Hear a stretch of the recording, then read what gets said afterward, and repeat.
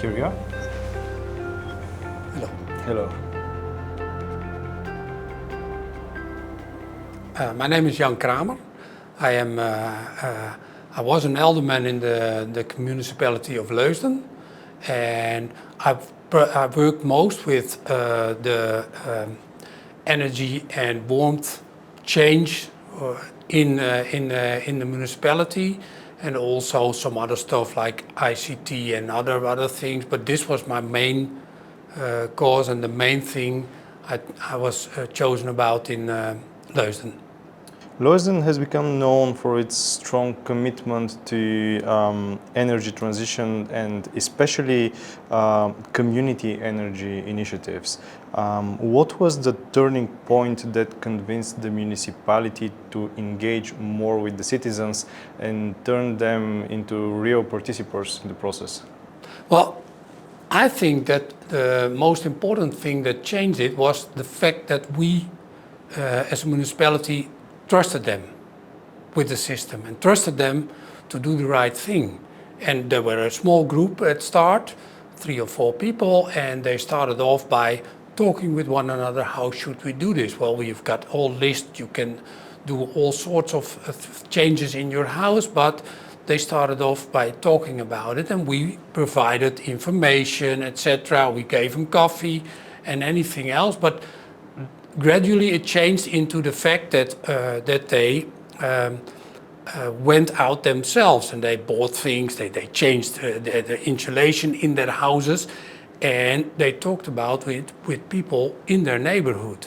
And they came in as well, and then the group started to grow, and we sat there as a municipality with a process coach or process manager, not a project manager. So she was just getting along with the process and the people, and we were not hurrying them like, you got to do this, you got to do that. No, they were doing it themselves. And at the end, it even went faster than we would have done it. And they work together and they invite everybody in to see, well, how did I do this? And I got 3 offers from different companies, and what company did the best and what company said nothing. And all that sort of thing happened in the first neighborhood where we started off. And it was really great to see. We were just sitting on the table next to everybody, but they changed the things and they celebrated.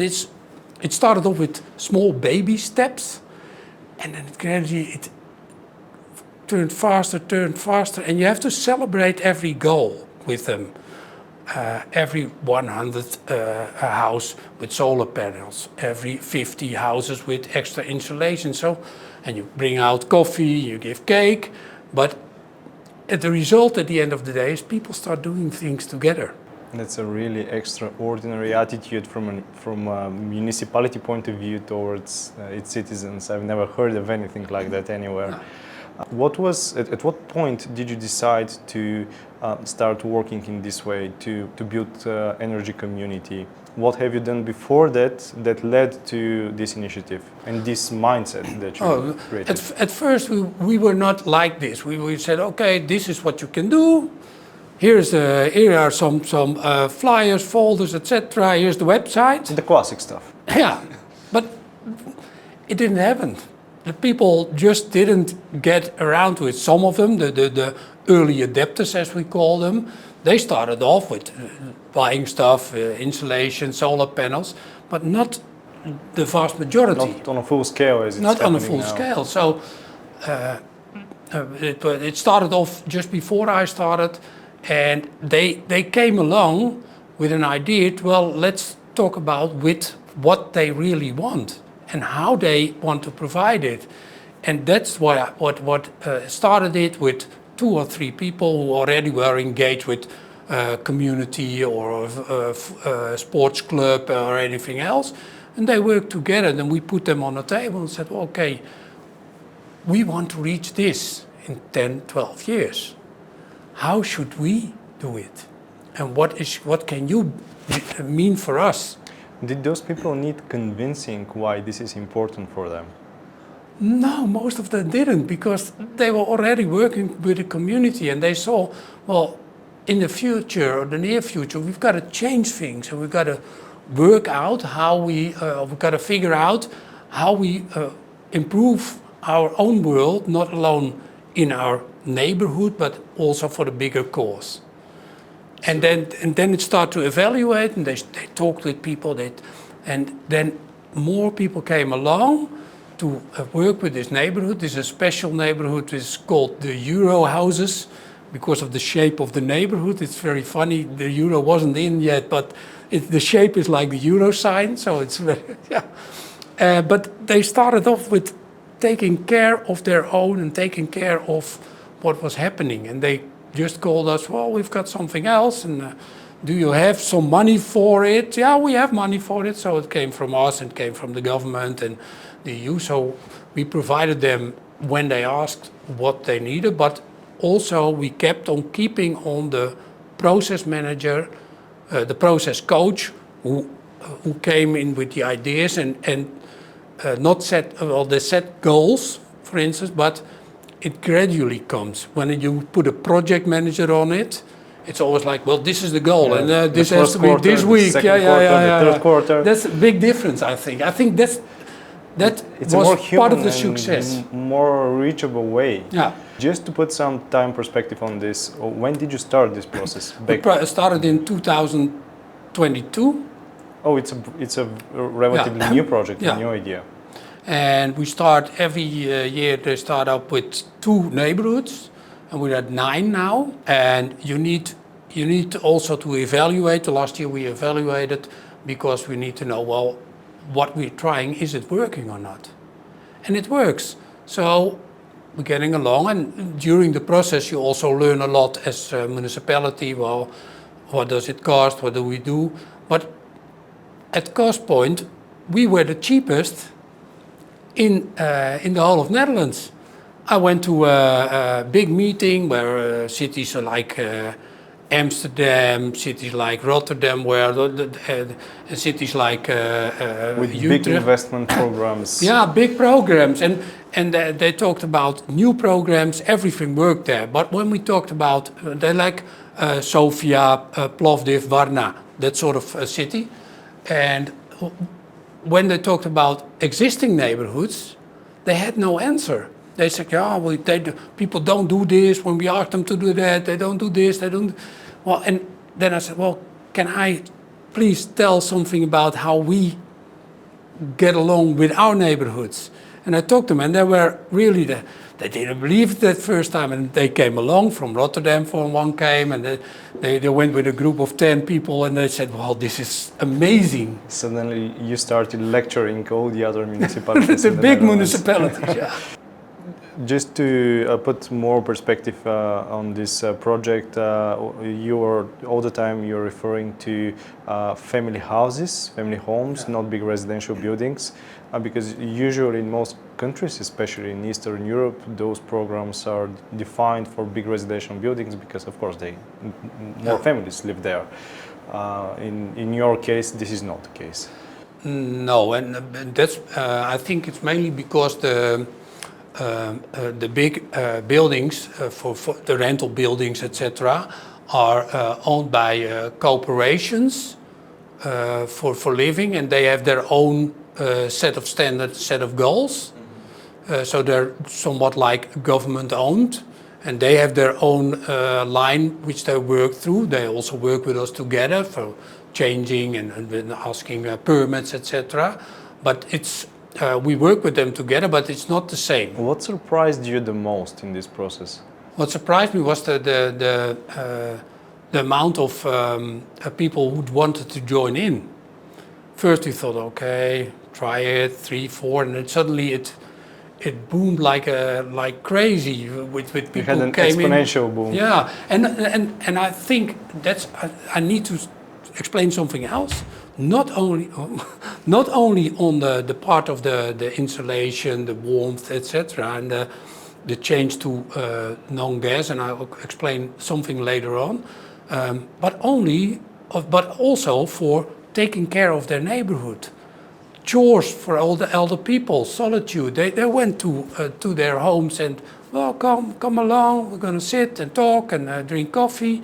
and it was good for the community feeling as well. So not only we had good perspective from the point of view for energy transition, but also from the fact the neighborhood was more working together and getting along with one another. Let's get more into the technical details of your project. What does one renovation of a home looks like? What type of things you install? What do you remove? What was the goal there? The goal there was these were but they were concrete buildings, so not easily to insulate because you don't have much to work with. So and that's we started working insulation from the outside.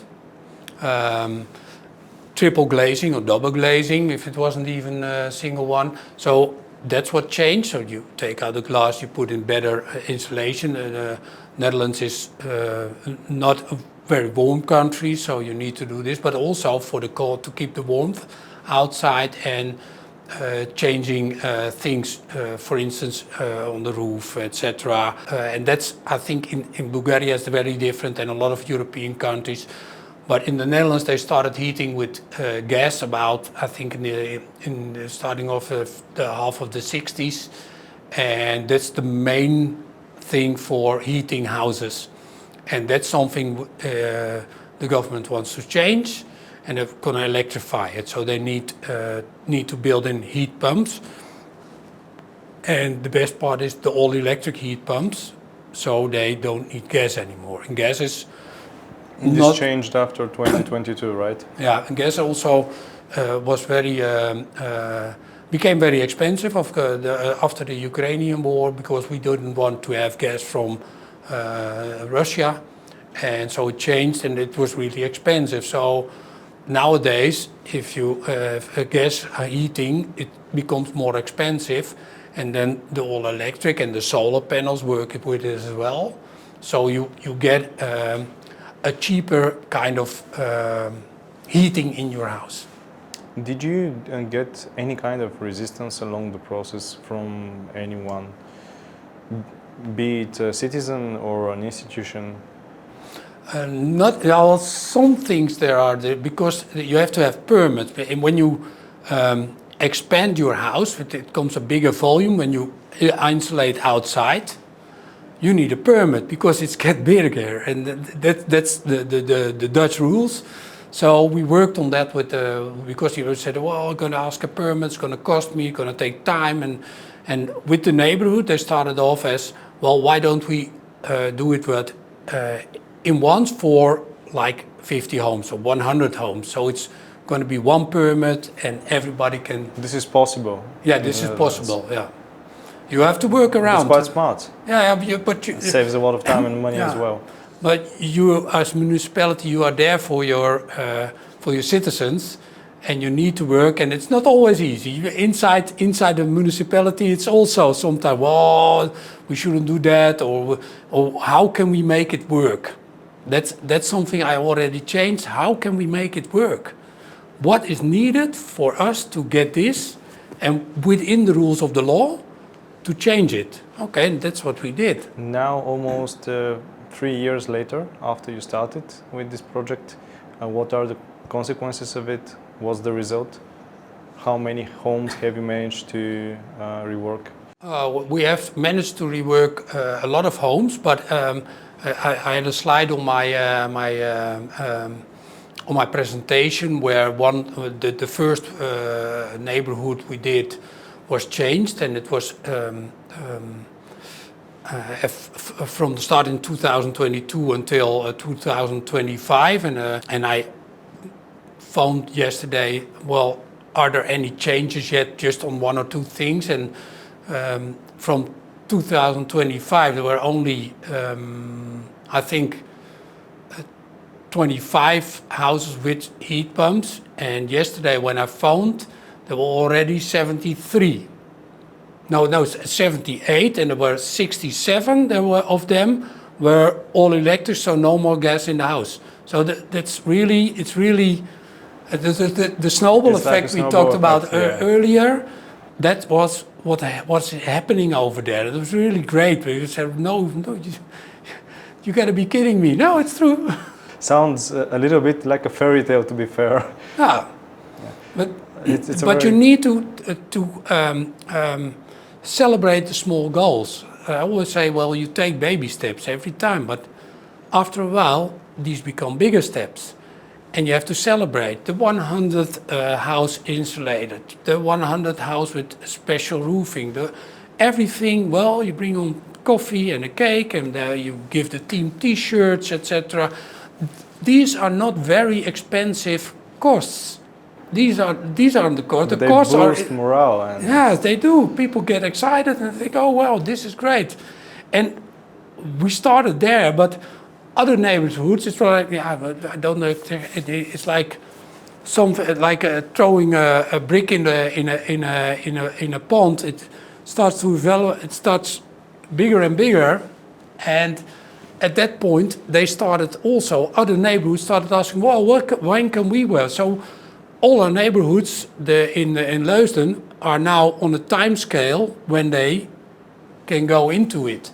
So that's and we started off with the difficult neighborhoods with the concrete buildings, etc., and not the later one, the easy ones from 2005, 2006, who have already good insulation. So we started off with the difficult ones, so we could end up going faster at the other ones. here in Bulgaria, probably a lot of mayors are wondering how to start such a process. What would you give as an advice to those people here? I already spoke with a lot of people from municipalities yesterday, and what I advise is start small. Like I earlier said, make baby steps. Start with a small group of 3 people who are involved in their own neighborhood, who are involved in a sports club or anything else, or in a church. Not necessarily to become a member of the church. No, for their own neighborhood. And if you keep these people together, and I always say 1 engineer is fine, not too many engineers, because they all know a lot of things, but most of them, not all the time, lack one type, and that's communication. And there you need the other ones who are already in their neighborhood talking with others.